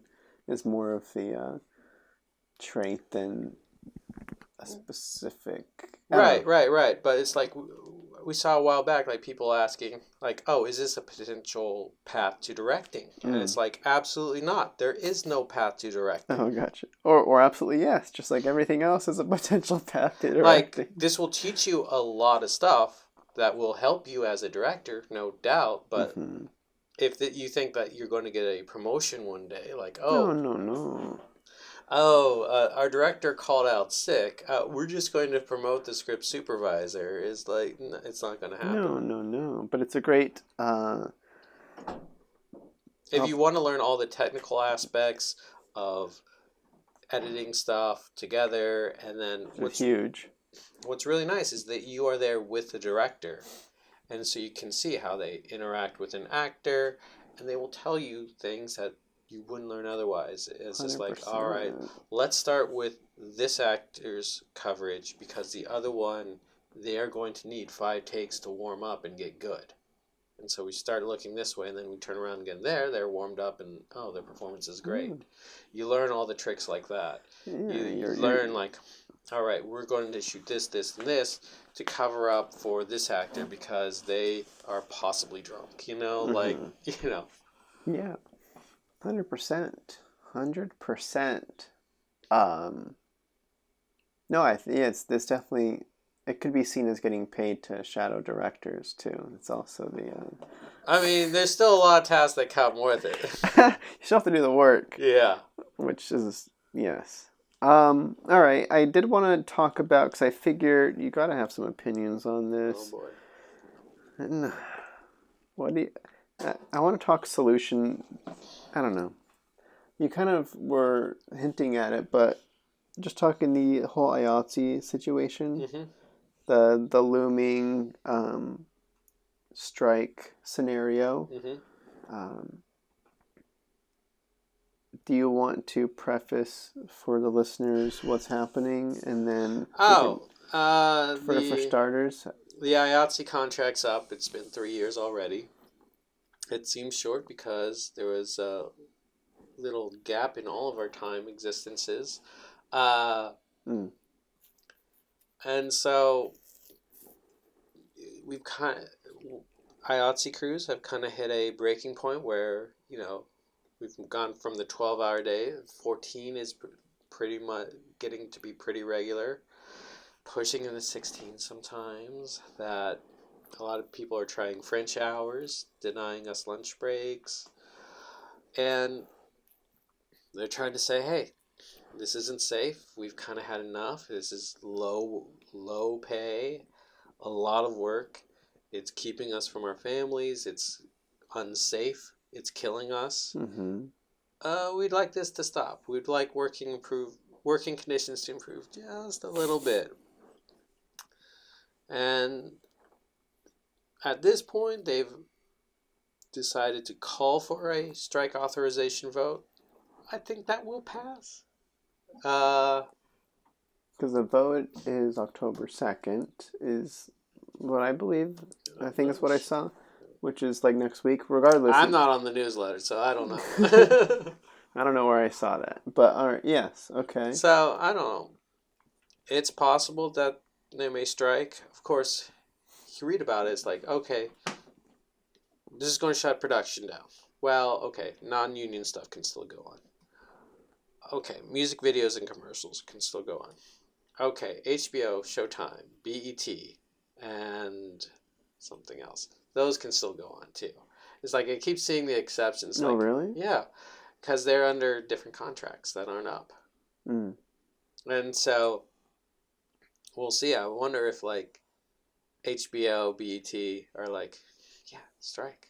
If we're the only game in town making new stuff, like, yeah, I don't know what's going to happen. It's interesting. I hope that working conditions improve, but we'll see.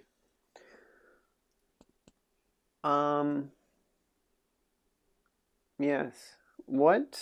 Because like when you say, because it comes down to health, and it comes down to quality of life, and that's kind of the whole COVID trigger is the new element in game where we're trying to keep people healthy. Right. But you're also doing these other things that degrade the immune system and the body and mental health and all that kind of stuff. So, yeah. Yeah, so when I was talking about a person theoretically going into this field, that's the other thing that people don't understand when they go into it. When you're on a feature, a series, or whatever, you're just kind of gone. You're not doing other things. Like, you're not working and then going grabbing drinks at the bar with your buddies. Like, it's what you do. I remember I was on one. I was traveling very far, and they were working us very long hours.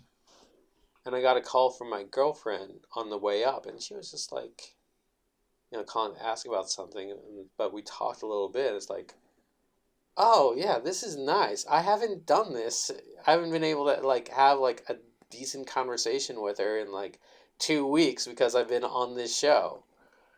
It really does take you away. Like, you just disappear on some shows for a while.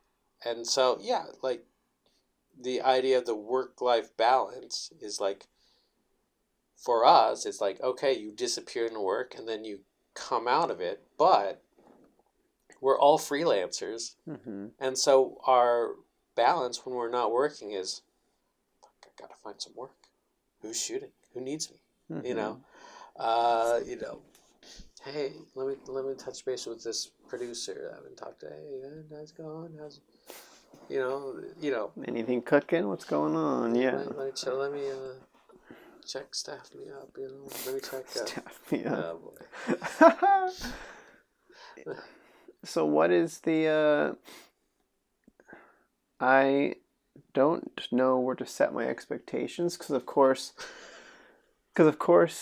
we were talking about it very briefly before we were recording. Is we're both in the vein of looking to make our jump in to our local. Yeah. And so I'm kind of looking at this of all right, what are we jumping into here? Because that's IATSE. Yeah. And I would love to see a change of culture and a new normal of some kind where productions aren't using the 12-hour day as the standard. It's somehow changed to... Well, it's funny because somebody posted up a rate sheet for a show in 1970s. Okay. And number one, we did the math, and with inflation, it would be much more than we're usually getting. And there were two rates for an 8-hour day and a 10-hour day. That was it. The idea of shooting a 12-hour day in 1970, just, what? No, why would you do that? And, that's just how it is. And unfortunately, the whole business is built around freelancers, and so the main limiting ones, the directors, the actors, whoever, I only have to be on this show for 4 weeks, and then I can jump to another show, is more appealing than, we're going to shoot for 6 weeks, but it's only 10-hour days. Well, their money doesn't change, whether they work for 4 or 6. They're kind of going all in. And so it's more appealing to work for 4 weeks, be open for new work, than it is to shoot for 6 weeks.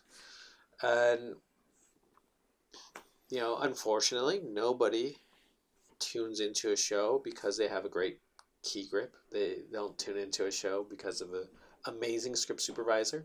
That's why I watch my show. I'm just kidding. That. Uh-huh.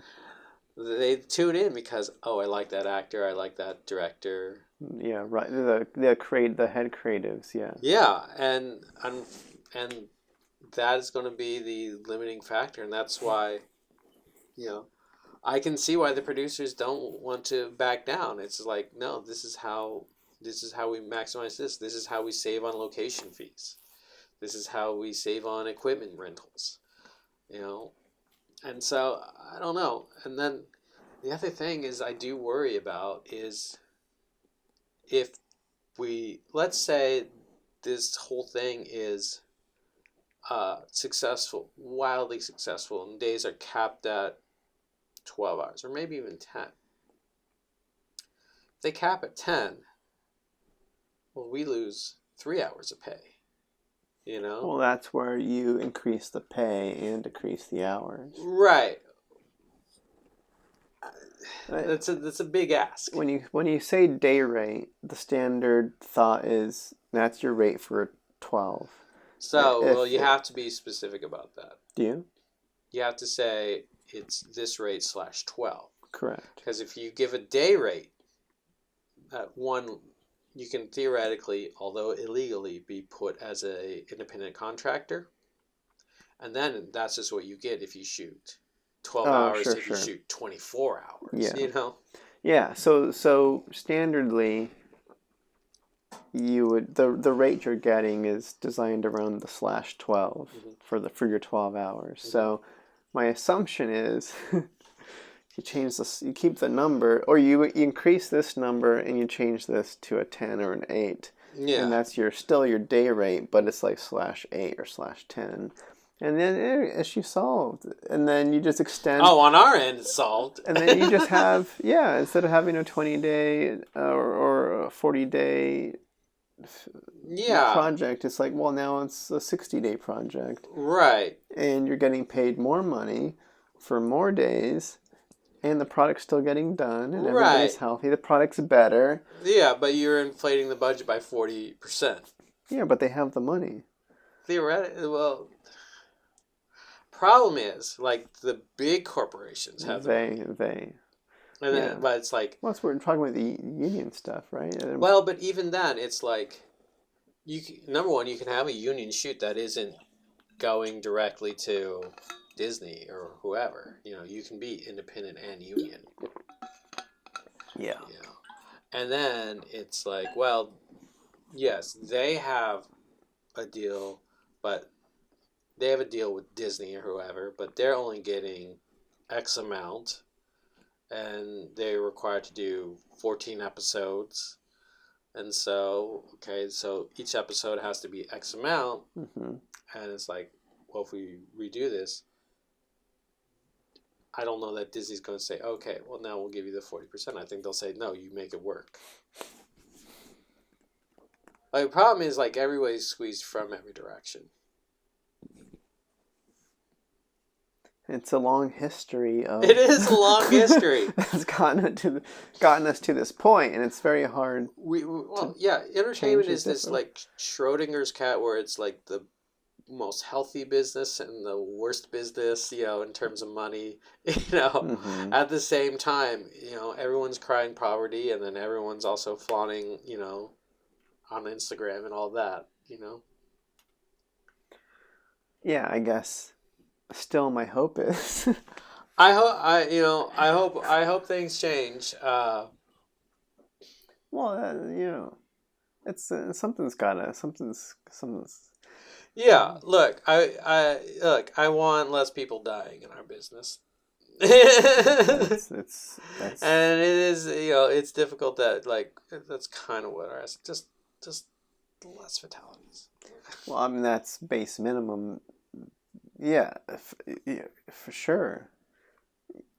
It's all. That's a great starting point. Less people dying. I don't know. I know I'm currently in the middle of a project right now, and I overheard the PAs talking. Oh boy. One PA was telling, because PAs have crazy schedules. Yeah. And they're paid the least. They're paid the least, and they don't get... I still don't understand how they don't get overtime in some areas. They do. But sometimes, like, they can work around it somehow. Sometimes, yeah. Yeah, where one of the PAs was talking about how he, you know, he's showing up early to help get the stuff done. Helping. He's staying late. He's going home. He's not even he's getting 4 hours of sleep. And he's coming back the next day with no complaining. And I'm like, no. But he was trying to instill that thought into everybody else. It's like, this is what you should be doing. Yeah. This is what I'm doing, and I'm not complaining. So. Yeah. And that's not the proper. That's not what we really want to be encouraging. Is more of my thought. Yeah.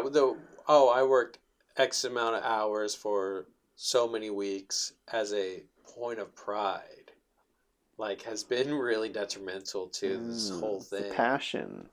I care so much. I was on this, and I nearly died 3 times, but I stuck it out and all this. It's like, cool. Do you want to do that every time out? I don't know. That's just like, but like people, like, Mm-hmm. it's just, when it's like, when it's one story, okay, cool, like you can get behind it, but when it comes every time out where you're just doing your job and you're getting not that much, then it's a problem. Mm-hmm. So we'll see what happens with that. I don't Yeah. know what the solutions are. I don't I either, don't because, know. like, it's... The problem is, like, we all say they have the money, but it's like they have the money, the projects don't have the money, And it's like if you change the economics, it changes, on a project level, how many will be profitable. And then if less are profitable, less are getting made, It is. It's a domino. It's that. Well, it's just one of those like algorithms with 250 inputs, and it's like, oh, if I change one, I have no idea how the others are going, how the outputs are going to change. Yeah. I don't know. No, for sure. Yeah. Yeah. Yeah, and and it's like, Yeah. I think everyone's scared about how this can go. I don't know. I guess we leave it at I that. don't I know. don't We have know. no voice in it, so. No, we do have a voice right now. Oh, yes. No, but yeah, we will have a voice soon. Let's talk about that. Okay. This might be Honestly, one of my big fears for this thing is that part of the negotiation changes the requirements to join or invalidates all of our days. That. better join quick. You got a week. I'm just kidding. No. So all right. So, speaking about going from a non-union script supervisor to a union script supervisor, how does one go about that? That's a good question. Nick Robinson. It seems from the conversations I've heard, the best and easiest way to get in is to be on a show that flips. That seems to be the way that most people got in. It seems to be the way that's the least hassle.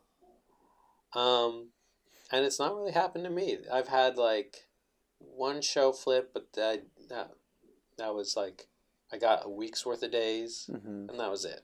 Yeah. So to clarify. Oh, you want to go big picture on this? Well, sure.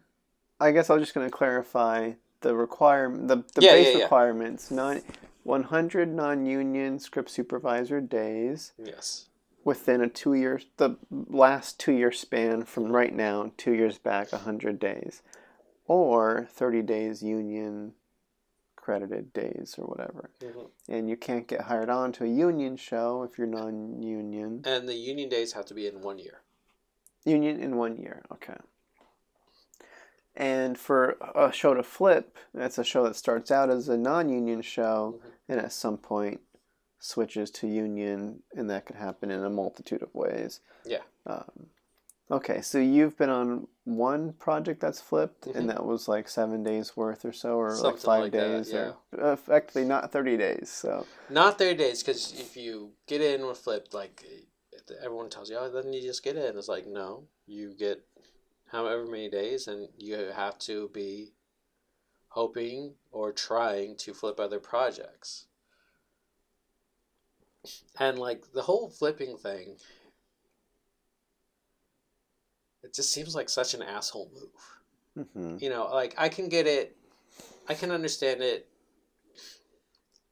if a production isn't treating people right, if they're doing the excessive days, if people aren't getting paid, if it's just an abusive. If they're treating everybody like crap, then yeah, fuck them. But there's projects non-union that treat people well, that have better rates than the base union rates, that respect their people, take care of them, like don't push it too long, partially because they can't afford it, and then partially because they're like, yeah, no, if everyone's burnt out, our product is going to be shit, and we're doing this all on spec. Like, to go in and flip a project like that kind of seems like a real dick move. Mm-hmm. Yeah, it's a weird situation. Because it costs them so much more money, to be union. Because there's so much more they have to pay into. The union has to get paid and all that. Yeah, everything scales up from there. Yeah. Yeah, and it's like, what is it? $200 a day? For what? It costs them $200 a day, no, $100 more per day per person to be union, at least, at the very minimum. And so, like, sometimes more. But like the bare minimum. So that's like, so if you have like a 25, that's $2,500 per day, and then they're liable for all that for the whole shoot. Even if you flip the last day, well, they're on the hook for all that. Yeah. Plus, I know like actors too. Like SAG rates are crazy different between. Well, SAG's different too. SAG's different. SAG's the easiest to work with. It was my understanding that even if it turned into IATSE project, that would change the ranking of the project, and then SAG's thing would, the actors would be getting paid exorbitant amount different too. SAG is so easy to work with on the producerial. On the producer's end, SAG is the easiest to work with. As long as you're not, if you're a low budget and you're not like hitting your actors with a bullwhip and you're paying them something and you're paying into health, welfare, and pension, like, they're pretty good. Mm-hmm. Yeah, and as long as you're not like making a background actor, like paying them as a BG, sure, and then having them deliver this, Shakespearean monologue or whatever. SAG's pretty flexible with that. So most of the times where you've been working non-union, it's been a SAG show. Mm-hmm. Right. Because also, like, it's SAG, it's easy. Like, if you do 2 projects, you're pretty much in. And then you pay their initiation, which is like $3,000 or something like that. Mm-hmm. It's like, all right, you're in. Welcome to the club. Pretty much. And that's kind of like them having so many people is what's led them to have such a voice. Mm-hmm. So then, if being on a show that flips isn't, because that's kind of. So, like, some people are out there, like, trying to go in and just, like, flip every show, and I just feel that's just, I could never be a malicious hire, Mm-hmm. Like, I would never try to get hired on to a show just to fuck it over. Like, that's good for nobody. Except it gets you union status. Theoretically, but if you do it 3 days in, and the show's like, we cannot possibly afford this, we're shutting down. Mm-hmm. Like, that's it. And it's like, were those 3 days worth it? For sure. No, I'm with you there. So the point is we're not trying to flip shows here. Right. So getting our 100 days. And turning them into this company, this third-party company called Contract Services. Contract Services, ATF. I don't know what the ATF is, and I can only think of alcohol, tobacco, and firearms, but they are tremendously less cool than that, so mm-hmm. I don't know. Yeah, so I know, like, I went through the process, or It is an ordeal. Yeah, I feel like I'm slacking. I don't know. I keep feeling like there's something I'm not doing properly, but I don't. It's probably not the. Their communication is terrible. Mm-hmm. It is outright terrible. They are impossible to get on the phone. You can leave a message. If they call you back, you're extremely lucky. You can email them all day long. I have not gotten anything but an automated email from them since, I want to say, May. And I've been turning in days. I've been requesting, hey, where is my count? Because the last time they communicated to me in May, I was at 94. And then I turned in a bunch of days. I was like, surely you'll count most of these, hopefully. And nothing. And it's absolutely nothing. And it is frustrating. And I wonder if, like, they've been intentionally applying the brakes or whatever. I don't know. Everybody who is in the union, they all say, yeah, going through contract services was a traumatic event. And then there are also the people who will take you off the roster. Like, I was just talking with a sound mixer friend of mine. He's like, yeah, I didn't have my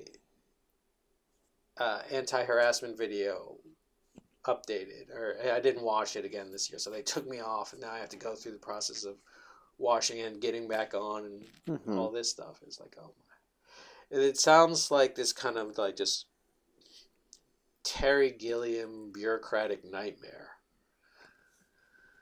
And so that's, yeah. It has been tough, and it's just like, especially it's like, I'm right at the edge. And it's like, I'm trying everything I can, but there's been no leniency for that 6 month period where none of us worked. And so I have days that are expiring and have been expiring.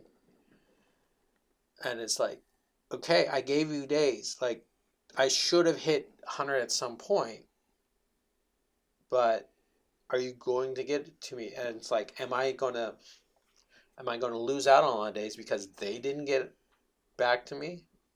Like, the answer is yes. Yeah. The answer is yes. It is entertainment is a very tough and very cruel business.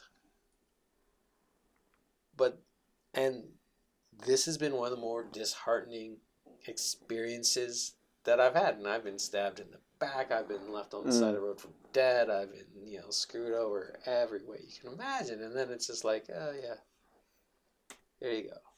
You got this. It's just like, all right, figure it out. Like, I had to renew my driver's license during the pandemic. And I did that, and then they sent me an email like, hey, upgrade to the Real ID for free. And so I went online, I uploaded some documents, I went in the same day, in and out in 20 minutes, and it's like what has stereotypically been the biggest nightmare of dealing with the DMV. It's such a breeze now, and it's because, like, they have online transparency and all this, and they've, like, figured stuff out, like, for something called contract services, not a lot of service. Yes. So, I know one of the things that I was bumping into, I'm sure, I think it's going to be less of a thing moving forward, but I know California had that the independent contractor law changed in 2020, I think was the flip. Something like that. So where you have to go through payroll companies, and that's a new thing, right? No, AB5 didn't change much for us because we are not supposed to be classified as independent contractors because we don't work on our own time. Like, if we were a lawyer for a show, and they would call us and leave a message, ask some questions, and we would research and call back when we felt like it. That would be a 1099 position. We have a call time. We are expected to be here, work to here, and go where they tell us, and work during certain hours. That makes us an employee. That was it before AB5. I don't know why people think AB5 was what did it for us. Yeah. But it changed a lot of contractor laws, but we were not. We have crew has long-standing been. If you have a call time, you're an employee. Yeah, because I know I moved to LA, like my first full year in Los Angeles was 2019. And the days that I worked that year were primarily like 1099 jobs. Oh yeah. I did a bunch when I started. I didn't know any better. Yeah. So then I know in 2020 or whenever that shift was, is like, oh, now it's all payroll. I think you just got on better gigs. Woo! Because it's like I But would see like people like talk about like time cards. I'm like, oh, I just have a day rate, and yeah, I just didn't know. And it's like, sometimes you fill in the paperwork, and okay, yeah. they give me Yeah, this. because I guess the point was it's when you go through contract services, it's much easier when you're through payroll companies Yeah, because the payroll can send they send directly the letter to contract services and clarify the number of days you worked and the dates and the rate, and they kind of handle that for you, and it's like more official because that's the payroll company that paid it out. So you get a lot of confirmation for them very quickly. they have been great. They have been great to work with. Yeah. Yeah. So prior to that, I know like all the days in that range, I was having a very difficult time getting those Oh yeah, thumbs up. yeah. And especially since they want to make sure that you got paid, but having the check isn't good enough. Mm-hmm. You also have to get the producer to write a letter saying that you worked, and it felt downright pathetic to like contact somebody. Hey, so almost 2 years ago, we worked together for 3 days because I filled in from somebody else, and you paid me, this amount. I need you to write a letter for me, and it's like I need you to take time out of your day, and there is nothing in it for you. There is absolutely nothing Mm-hmm. in it for you whatsoever. And even producers I had a good relationship with, like, you just didn't hear back because like they're dealing with a million fucking other things, and it's Mm-hmm. like there's no drawback for them not doing it. Yeah. No, I mean, I know I went through that process during It's during just during COVID because I had the time. yeah, So like you do you develop the letter yourself. You're like, just sign this letter, please. yeah, And then I know I sent those off, and then contract services still responded like this. We're still missing this, or we need their production company letterhead at the top of this, yeah. or it was always something. There's always something. And it's just this one I did, and they're like, well, did he send you a tax form? And it's like, oh my God. And it's like, boy, he just gave me a personal check. I don't. Yeah, Am I yeah, going to ask him, hey, can you retroactively issue me a 10 W or whatever? All this, and it's like, can you mess up your finances and expose yourself to an audit so that I can get 3 union days? Uh, the answer is no. Yeah, no, there's no answer. There's no answer. It's like It's like I'm too busy. I did not see this legally. I did not see this. I've marked it as unread. You cannot prove I read this. Okay. Well, I'm trying to maybe dig us out of our hole of Like, the bummery aspects of. look, ideally, we'll get in and then we'll do bigger and better projects. More projects that people actually see, like Yeah, where we're working less hours. working less hours, making more, being served lobster at every meal, Sure, let's do it. That sounds great. Cool. I'm trying to think if there's anything else we talked about. Script supervisor stuff. We talked about. We got pretty in the Yeah, weeds. pretty good. So yeah, I'm hoping.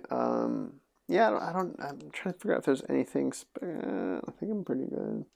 You're good. You're good. It's the Eddie conversation. It's the Eddie conversation. You drive the bus, my friend. Yes, I do. Okay. Well, I guess we can just leave it there. But I usually last question that or I didn't really ask you this. I'll ask you this now. What is the dream for you? Oh, so look, I love script supervising, and it's a job that, you know, I like to think that I'm good at. I've been told that I'm good at. Mm-hmm. And I have a lot of respect for the position. I wish that beyond myself that the position got a lot more respect and that people understood everything that we're doing, because I find even on the most professional film sets, a lot of times it is mystery to people, or you get the, I wouldn't want to do your job, you know, Mm-hmm. all that. Um, you know, honestly, it should be two people at this point. Uh, I don't see that happening anytime soon.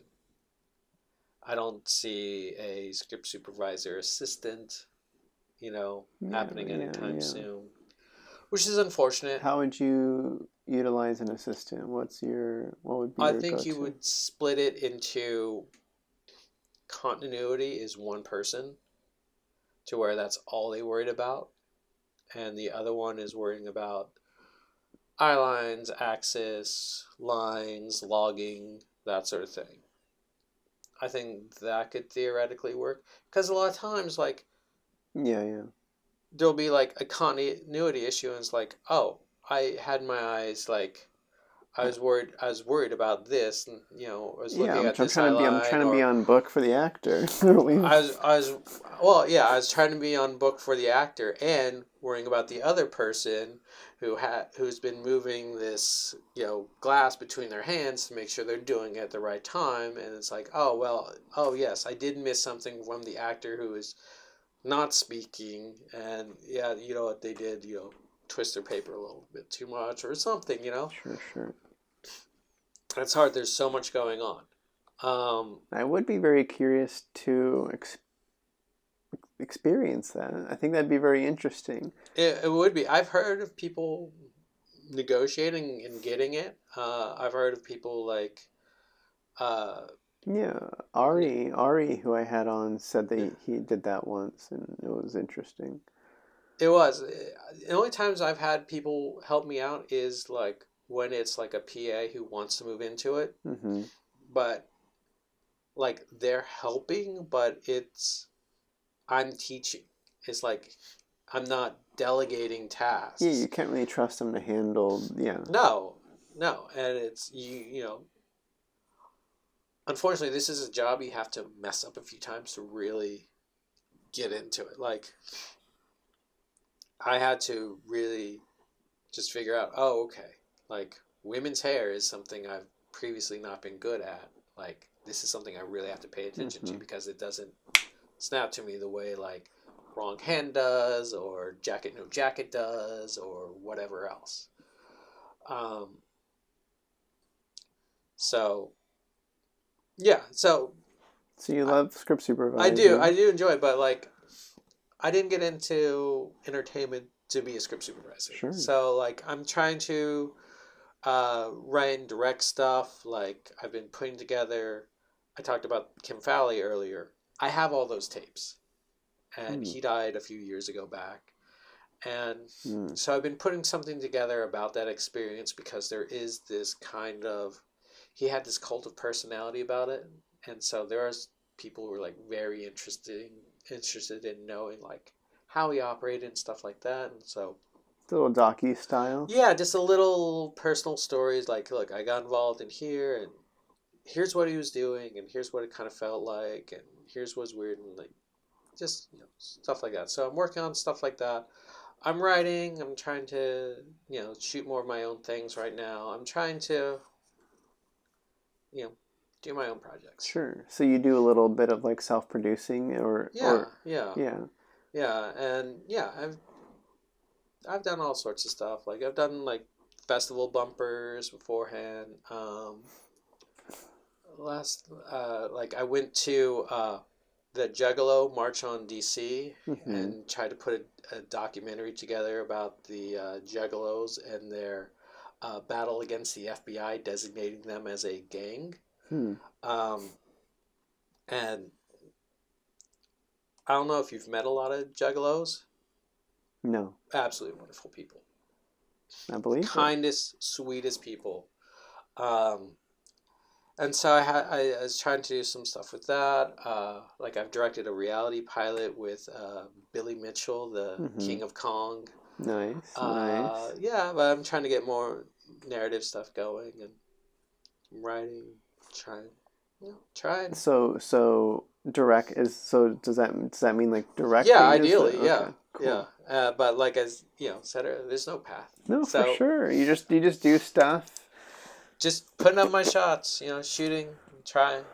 Yeah, because I'm thinking more about like, I'm sure my assumption is as you find yourself, like let's say self-producing bigger projects, that a script supervisor would be a high priority item because of how.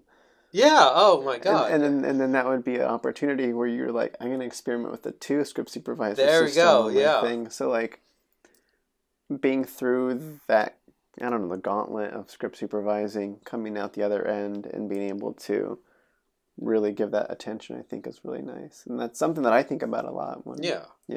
It's like, oh, like I can actually respect these people. I'm sure that'll be new for them. I really appreciate what they're doing. Okay, very nice. So where can people keep up with you? Because you've got do you have a website, Instagram? Yeah. So YouTube website, which I'm redoing right now. Okay. nickrob.com. Twitter. Rob with NICKROB. It's so it's so funny. If, like people know me from like social media stuff, it's always Nick Rob. It's just kind of been like that way forever. Okay. That's just kind of like one word. But then it's like this professional on-set stuff. It's all these Nick Robinson and all this other stuff. Yeah. If you know me through other venues, it's Nick Rob. So Twitter, it's Nick Rob. Instagram, I am Nick Robinson, because the guy who had Nick Rob tried to sell me that handle, but it was if Hillary wins $200, if Trump wins $1,000, and didn't go so well, and I'm not paying $1,000 for an Instagram handle, so I am Nick Robinson on there. Those are the primary ones. They're locked right now. When's this coming out? When will this? Oh, this will be dropping on Wednesday, officially the 29th. Okay, I might be open again. I'm private right now, but I hate it. You're talking about Instagram? Instagram and Twitter are both private right now. Okay. And it sucks. It fucking sucks so bad. I hate it. You hate being on private? Oh, yeah. It sucks. Okay. I don't know what's going on there. Do you want to elaborate? No. Okay, great. So, regardless, people can find you there eventually. I should be back open by then. Great. So nickrob.com is in Nick Rob, yeah, I'm redoing it right now. It's going to be cool. I'm excited.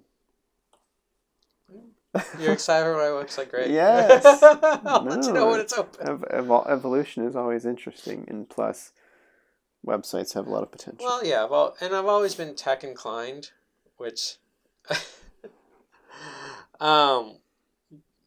being on the Script Supervisor forums and just seeing how people don't understand basic computer things has always been interesting. And it's like, if somebody is like 70, totally get it. Like, it's been something.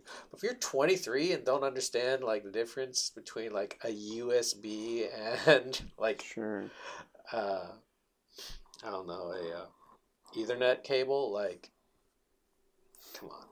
come on. How did you get through school? How did you? I don't think they teach you that stuff in school. Maybe they do. I'm sure nowadays, like, I know some. Like, this is a USB. You will never plug it in right the first way. I know some Zoomers are big fans of playing up the old vibe of like, I don't understand. Like, that's kind of cool to not get tech. I suppose, but like there's basic sense, like. So your website's going to be great, is what we're getting from. I hope so. Okay. All right. I'm having fun with it. Great. I was going to take a sip, but then I remembered I got to close out the show. Got to close it out. I don't know. All right, great. Thanks for watching. Thanks for being a part. Thanks, Eddie. And that's the show. Egalitarians. I don't know. Oh wow, we're getting there. We'll get there. Next time I'll have one. Maybe. No Eddie promises. V Vigilantes. That's great. Oh, It's a little they'll dangerous. kill for you. It's a little dangerous. Don't kill All for right. them. Bye. Goodbye, everybody.